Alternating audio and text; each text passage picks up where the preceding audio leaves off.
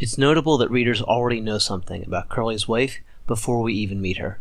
In fact, before we meet her, Candy tells us that Curley's wife is a tart, a term meaning that she's not loyal to Curley, that she sleeps around. It doesn't necessarily mean that she is cheating on Curley, but Candy's statement indicates that he believes she is or would.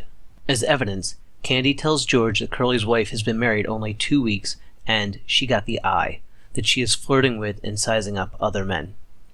That information seems to be confirmed when Curley's wife enters the barn a few minutes later, after Curley, claiming that she is looking for her husband. As readers, we are inclined to believe that she's actually there to size up the new boys. Her actual introduction relies on Steinbeck's use of clothing and hands as a characterization technique. Her hair, dress, and shoes are all nicer than we might expect for a married woman on a ranch, and Steinbeck's initial line about her depicts her as sexually attractive. Quote, "She had full, rouged lips and wide-spaced eyes, heavily made up. Her fingernails were red. Her hair hung in little rolled clusters. She wore a cotton house dress and red mules, on the insteps of which were little bouquets of red ostrich feathers." None of that information is inherently negative.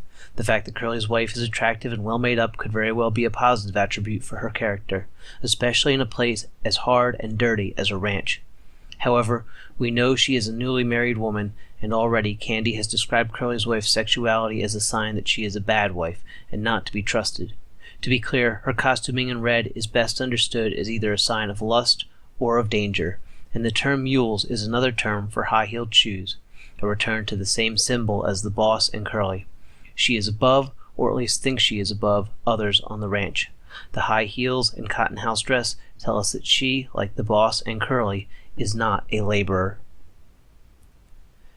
Candy's criticism seems to match what we read because although Curley's wife claims to be looking for her husband and George immediately gives her an answer about how to find him, she stays, and Steinbeck writes, "She put her hands behind her back and leaned against the door frame so that her body was thrown forward." The action is simple and the line is easy to miss, but paired with other information we recognize that Curley's wife is flirting with Lenny and George. She does not use her hands to record George and Lenny's work time, nor close it into a fist like Curley. Instead, she puts them behind her back, which pushes out her body and shows it off to the men. She follows up with a series of playful statements that is best punctuated by her suggestive declaration, "Nobody can't blame a person for looking." That statement connects back to Candy's assessment that Curley's wife has the eye, and as readers we become even more suspicious when Slim greets her with, "Hi, good looking." It's worth noting in all of this that Curley's wife is described and called these names without having done very much. We start by recognizing that Candy labels her a tart, and that she is also described as a bitch, a rat trap, and jailbait.